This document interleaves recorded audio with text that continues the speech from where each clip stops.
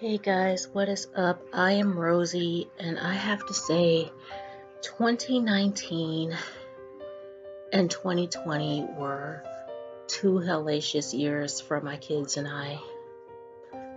So, 2019 started for me pretty normally. I was helping my dad take care of my mom. She was bedbound, and by that time, she wasn't speaking anymore. I don't even know if she was cognizant of whether or not we even existed anymore. And I'm just gonna get to it. March 23rd of 2019, my mom passed away. March 30th was her memorial. And right now my dad has her ashes in a box in his room with him. He talks to her sometimes, and I think he's trying to, go on with his life. I think he has a female friend. I call her his girlfriend, but he calls her his female friend.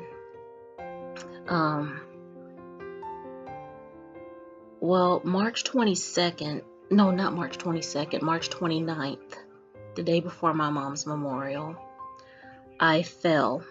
I was shopping with my aunt because we went out to get something for me to wear to my mom's memorial, and I found a pretty dress with this long sweater thing to go over it, and some wedge heel shoes, all of which I threw away. I didn't want those anymore after I wore them that one time. I associated with my mom's memorial, so I got rid of them when we moved. But on our way out to her car in the parking lot, I just went down. I was walking 1 second and falling flat on my face the next. And when I felt myself going down, I consciously put my lips over my teeth to try and protect my teeth, and I fell and scraped the right side of my face, and I had like a 1-inch scratch beneath my right eye, like on the corner of my right eye. It's hard to explain, but it was on my cheekbone beneath my right eye. And it scared me. Some really nice people came and helped me up, and it was humiliating and scary, and I didn't know why it happened.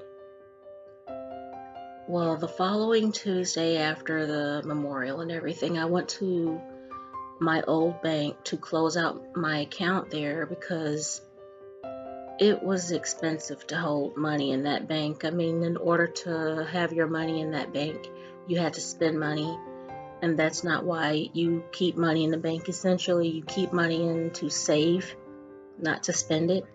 So I went to close out my account there, and while walking with the banker, I fell again inside the bank. No warning, no nothing. I just went down. And so 2 times was just too many. So, excuse me for my voice. When my dad got home that evening, I had him take me to the hospital. He took me to Grandview. And I told them I'm falling.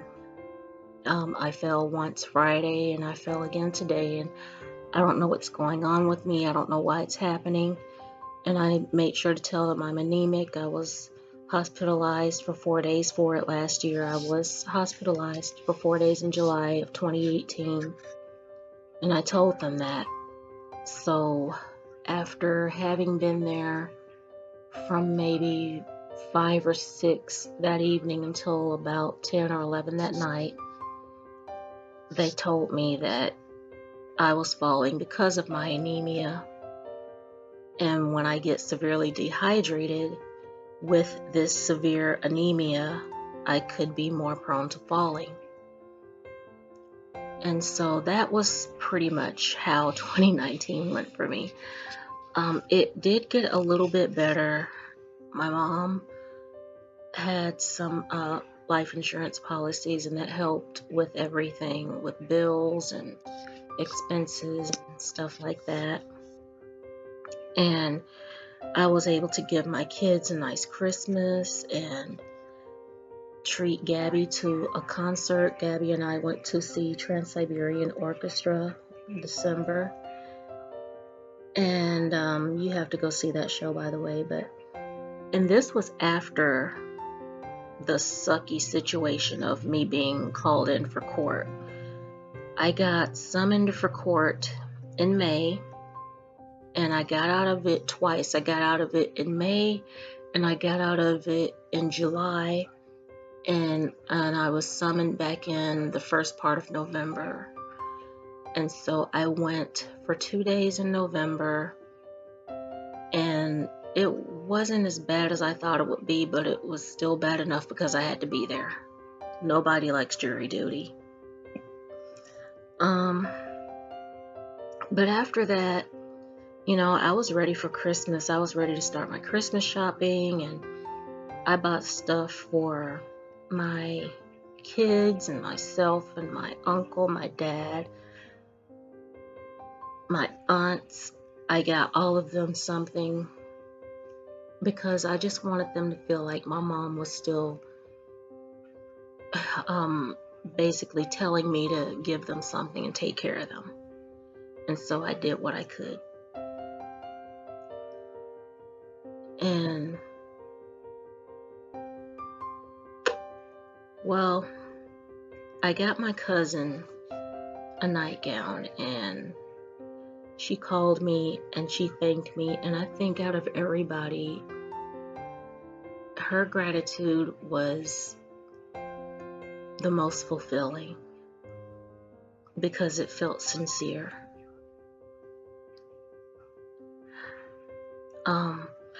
2020 started off on the wrong foot. At first, it seemed like it was going to be normal. People were joking around saying, I want 2020 to be like the 1920s, and they shouldn't have said that because we got a pandemic and everything like that. Lockdown happened, and then in March, we got a note saying that they were changing management at our apartments again, which was no surprise to us. But then they snuck in another note telling us that they were going to remodel.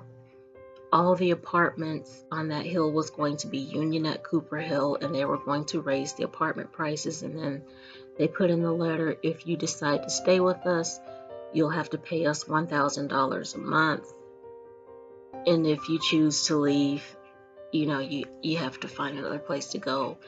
So COVID was actually a good thing in that it allowed us a few months to find a new place to live, and it allowed us to stay there until our apartment was ready, which is something I was really, really worried about. So I was thankful for that. With Gabby, Gabby had a job since the day after they turned 18. On October 7th, 2016, they found a job at Domino's. They got hired and everything, and they found a job, and from that point on, they had been working. And they worked at Domino's for a year and a half, 2 years, I guess. And then found a job, their dream job, at Starbucks, and they loved it there and worked there for just over 2 years. Earlier this year, they went on a leave of absence to prepare for the move. And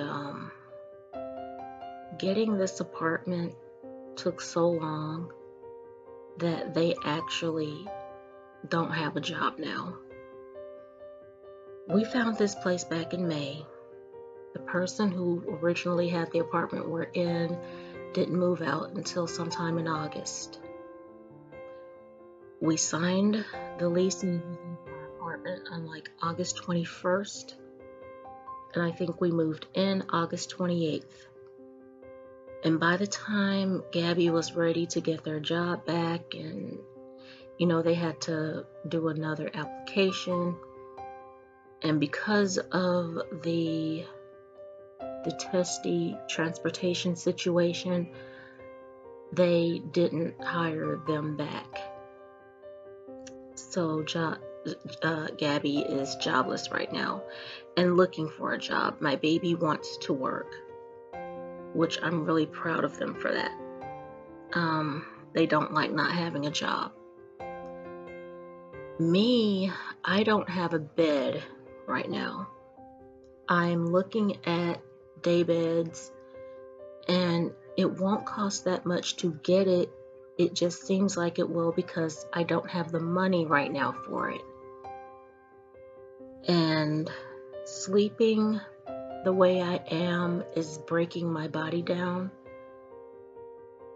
and I'm not getting much sleep, so it's affecting me mentally and emotionally. I cry a lot. I'm in pain every day, and I don't know what to do about that. So financially, things are tough because every spare dime I have goes towards bills. There are people who owe me money, but they're going through things, so they are unable to pay me back. And I understand that. I know what that's like. But that doesn't make it any less frustrating, or, in my case, body breaking and heart rending. So there's that.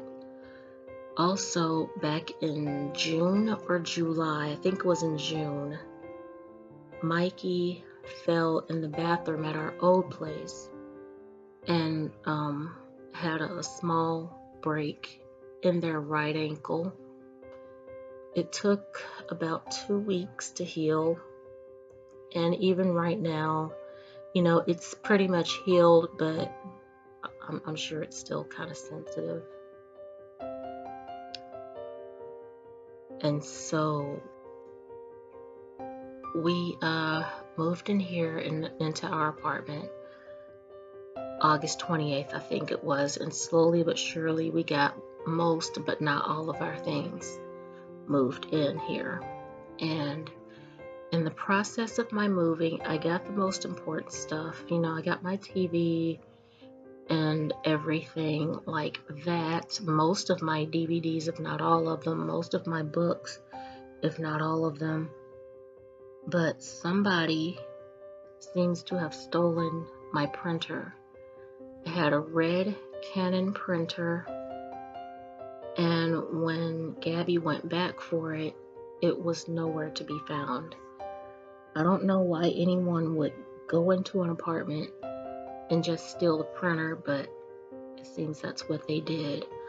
Unless it was packed away in a container and we just haven't seen it yet, it seems that my printer has been stolen. So here it is now, the middle of November, and I am in desperate need of money so that I can replace some things like my bed and my printer, my fan, and my lamp. And if I can get those things replaced, I would be so happy. But yeah, 2020 has sucked. We have a president who doesn't want to admit that he lost the presidency, and his followers are so stuck on him that even with him falsely declaring that he was the winner, even before all the votes were counted, they're just saying, well, obviously he's telling the truth because he knows all. and he's a genius. So he must have won the presidency, and they're trying to steal it from him. And it just boggles my mind, all the crap that's going on now. I want to talk about more. I'm thinking about starting a podcast. My oldest Gab brought it up to me again today, and it's starting to sound more and more like a good idea. So I'm thinking about doing it.